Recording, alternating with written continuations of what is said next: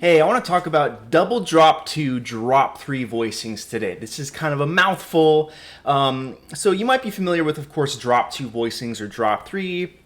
And the basic concept is if you have, let's say, like a C major 7 in closed position, you have your notes all stacked together and under an octave. That's what closed position means. From the first note to the last note, you have under an octave. If you take like the second note from the top down an octave, you get a drop 2 voicing. Look at these. Kind of classic, stock, bread and butter.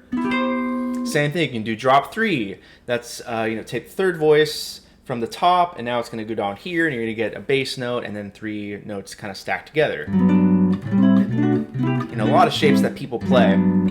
There's actually 5 types of drop voicings. There's drop 2. I'll do them all in C major. Okay, so I've got closed position, drop 2, drop 3, drop 2 and 3, drop 2 and 4, and double drop 2, drop 3. So you hear that each one kind of gets wider. They have their own distinct sound. And double drop 2, drop 3 is one that it doesn't show up as often, and I've seen very little literature. If I don't know if I've really seen much of anything on it specifically, because they're pretty difficult to play. There's only one essentially string set to do them on. So when I talk about a string set, like for a drop 2 voicing, that's 4 consecutive strings for the most part. Obviously there's alternate fingerings. But if I have 4 consecutive strings, I have 3 places to do that. I can do it here. That's the first string set of 4. Here, the second string set of 4. Or here, a third string set of 4. But for double drop 2, drop 3, it's so widespread, there's really only one place to do it because it's always going to be across all 6 strings. So let's go over these shapes and kind of identify how we even get there. So starting with our basic C major 7, C, E, G, B, I'm going to double drop the second voice from the top. That's G. Now my G's down here. Then I'm going to be dropping, so that's way down there. Then I'm going to drop the third, which is an octave. So now they're all going to be spread out. Okay, and that third note was E, so E goes down an octave. So now I have G, E, C, B. G, E, C, B. This is already a hand killer, right? And there's not really logical. There's some like alternate fingerings that I'll kind of go over, but this is pretty much like the only one that I would dare use without hurting myself even more. So G on the E string, E on the A string, C on the G string, B on the E string. Sounds just a beautiful sound. Okay, I'm now going to go through the inversions. Here's our root position. Sorry. C major 7 root position. C, B, G, E.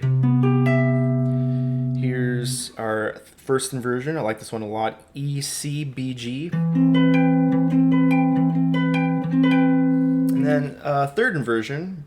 B, G, E, C.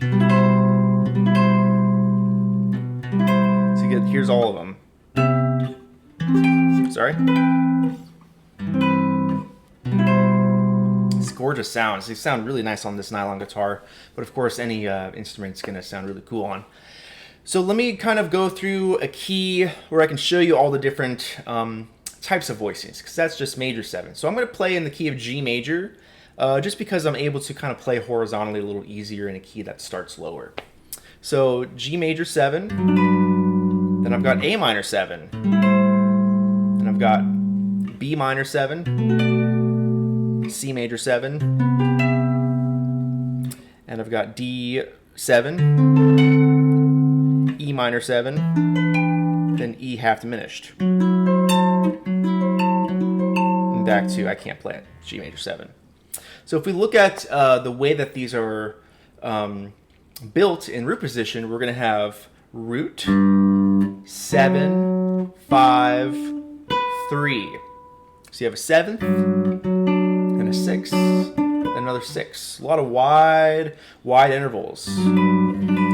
So just to go through it really explicitly, G, F sharp, D, B. Then I've got, just move up the scale. A minor 7, A, G, E, C, B B minor 7, B, A, F sharp, D, C major 7, C, B, G, E, D 7, D, C, A, F sharp, E minor 7, E, D, B, G, then our lovely half diminished voicing. We're down here.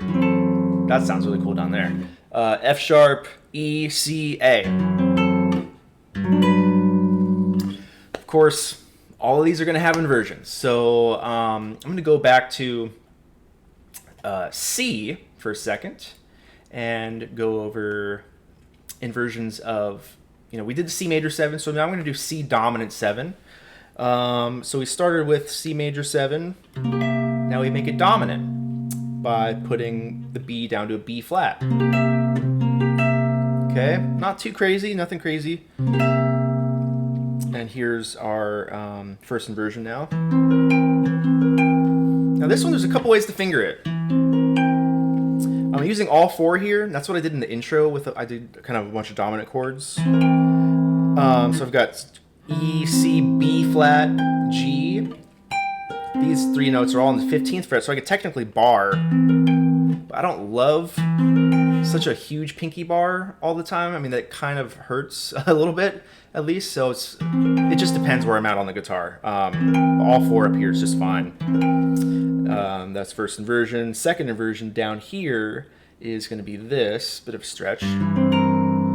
G, E, C, B flat.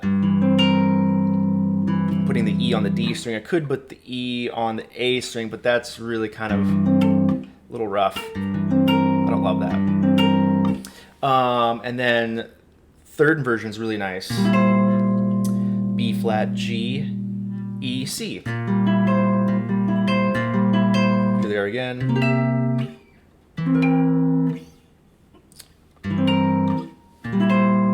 Okay, now we're going to make a minor. So our E is going to go to E flat. Whoops, sorry. C minor, 7, reposition. And then here's our minor first inversion. Yeah, there's not really another way to do that one. Kind of a big stretch. Maybe here I might bar again. It's kind of a little easier. I don't know why. You really have to kind of figure out the best way you want to do these. There's 1 or 2, sometimes 3 ways to play some of these, but this one I got 2 for now. So E flat, C, B flat, G. Our second inversion. Oops, sorry. It's going to be G, E flat, C, B flat, G, E flat, C, B flat.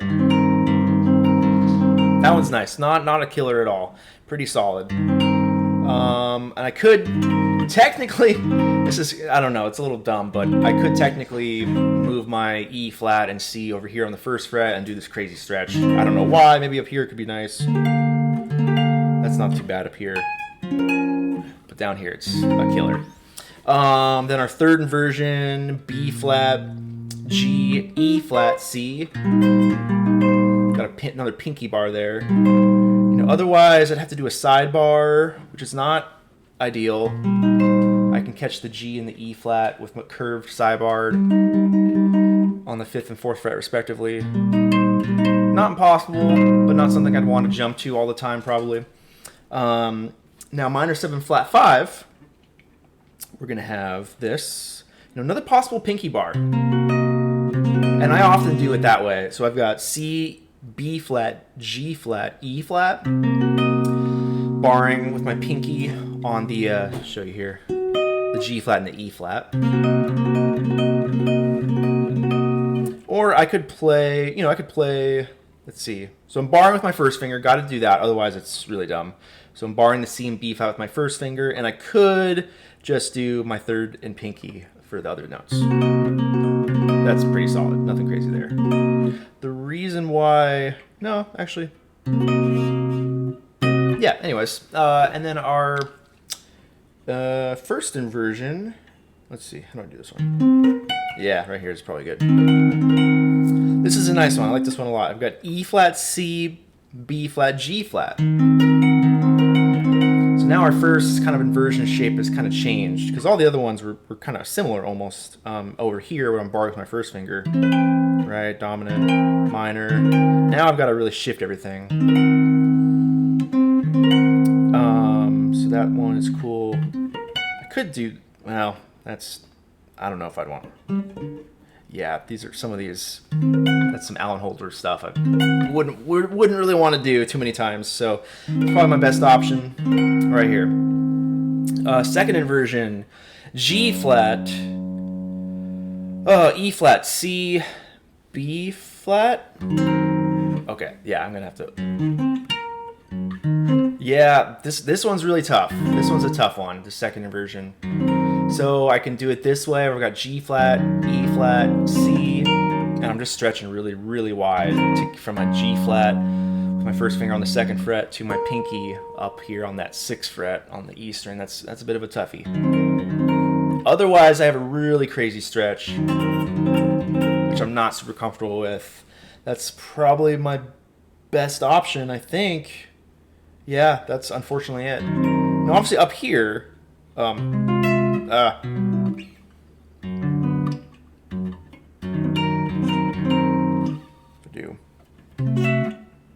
know, higher up, it gets easier, obviously. I can actually catch them pretty quickly. My third inversion, B flat, G flat, E flat, C. This one's not too hard at all. B flat, barring G flat, E flat with my first finger, then catching the C with my pinky. I could do this, but the way that the ring finger bends inward, I don't love that. It doesn't feel too great. That's putting the E flat and G flat on different strings, respectively. So I like the bar. You know, anytime I can bar, I'm a little happier with some of these. And then diminished. You have two ways to finger them logically, and it's going to be symmetrical, right? Because our diminished 7th chord is all built in minor thirds, so all these shapes are going to be the same. So that's kind of hip. This is the one that really kind of makes a lot of sense. Another bar. I've got C, A, G flat, E flat. Bar with my first finger. That's all of them. Just move the same shape in minor thirds. Other way I could finger it.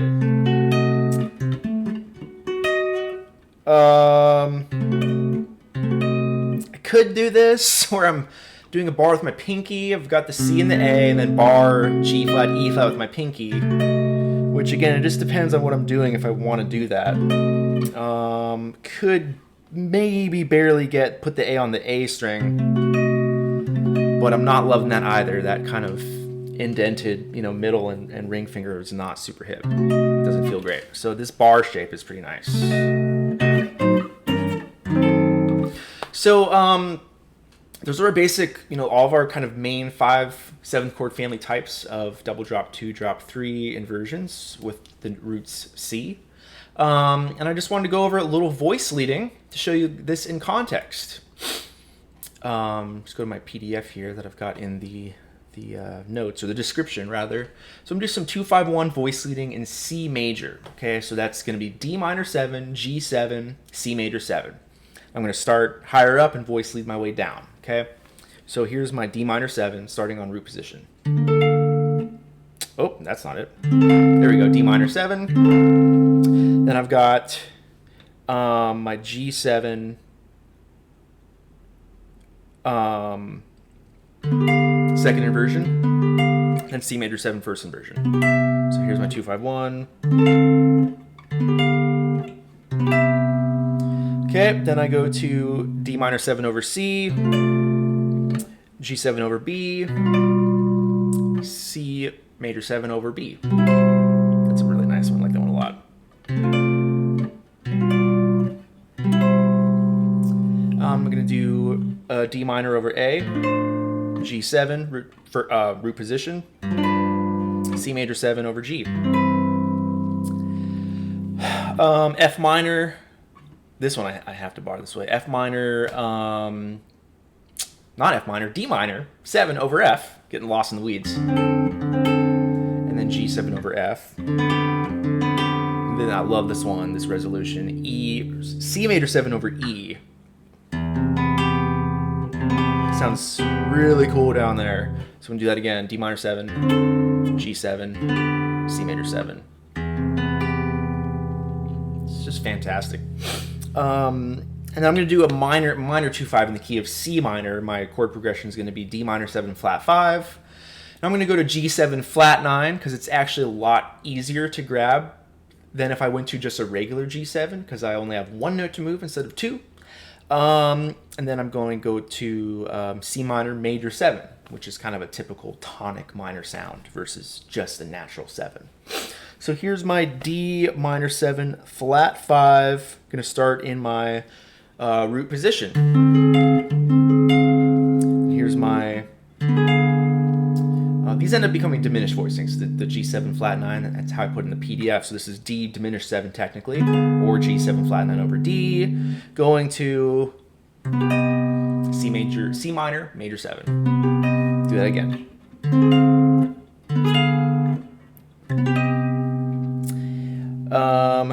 Okay. I'm gonna do this probably. D minor 7 flat 5 over C.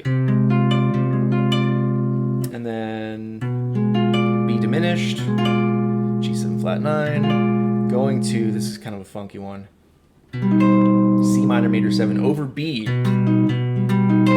Super nasty. Okay, then we're going to do D half diminished over A flat. It's going to give us probably, yeah, this bad boy. G7 flat 9 to our C minor major 7 over G. That's nice. That's really nice. And lastly, I think I need to do it maybe up here. I'm going to do my D minor 7 flat 5 first inversion to G7 flat 9, third inversion to our C minor major 7 first inversion. That's not right. I did something wrong. That's not right either. It's this. That's funky. So I'm gonna do that again. I've got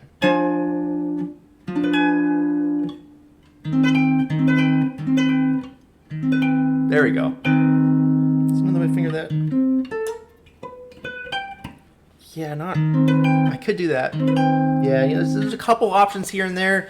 Depends on where you are on the neck, and obviously what your comfortability with your left hand is. These are killers. This is a lot of Holdsworth territory, but just lovely sounds that I really gravitate towards. I don't use them all the time, especially if I'm playing with more than a couple people. It just really depends. But they're great for solo guitar, great for arranging purposes, and great for throwing in some color when you need it. So hope you dig these double drop 2, drop 3 voicings and have some fun with them.